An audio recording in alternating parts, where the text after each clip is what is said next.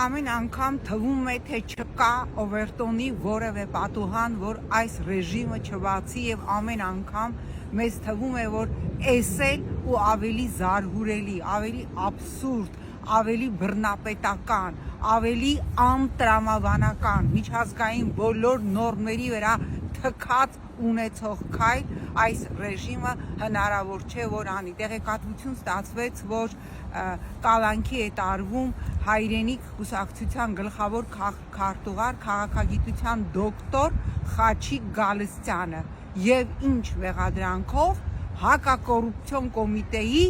ներկայացրած ինչ որ մի մեղադրանքով։ Հիմա պատկերացրեք, ես բոլոր տրամաբանական հնարավոր սցենարները հնարավոր էի պատկերացնել, բայց Խաչիկ Գալստյանին մեղադրել կոռուպցիոն ինչ որ գործարքների մեջ, դա աբսուրդի աբսուրդն է։ Այսօր ժամը 3-ին հակակոռուպցիոն կոմիտեն քննելու է Խաչիկ Գալստյանի խափանման միջոցը։ Ես չեմ էլ կասկածում, որ Խաչիկ Գալստյանին տանելու են կալանքի, ինչպես հայրենիք կուսակցության մեկ այլ անդամի։ Ես չեմ հասկանում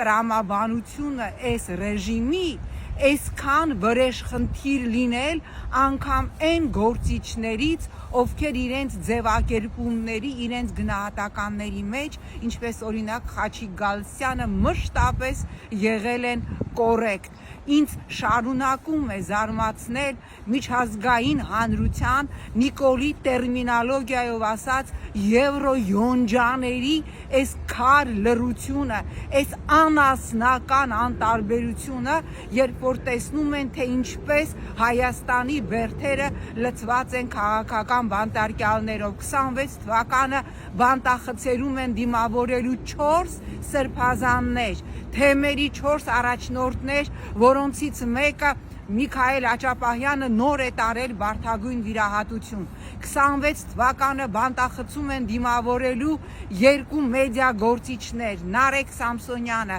Վազգեն Սաղաթելյանը եւ սրբազան պայքարի 18 արդարների գործով անցնող մյուսները եւ քաղաքական հայացքներով կալանավորված այլ մարդիկ։ Միջազգային հանրությունը այս ամենը տեսնում է, միջազգային հանրությունը շարունակում է թքած ունենալ իր իսկ դավանած արժեքների վրա, որտեղ այս ռեժիմը միջազգային հանրության այն կատարյալ գործիքն է, որով աշխարհաքաղաքական այդ մեծ կենտրոնը փորձում է մեր տարածաշրջանում իր ռազմիրատը անել Ռուսաստանի հետ եւ այդ մեծ ռազմիրատի, մեծ խոտկայի արդյունքում Հայաստանում խոսքի ազատությունը, մարդու իրավունքը, մարդու ազատ արտահայտվելու իրավունքը, մարդու քաղաքական հայացքներ ունենալու սահմանադրական իրավունքը դառնում են ջնջոց, դառնում են պոլի շոր։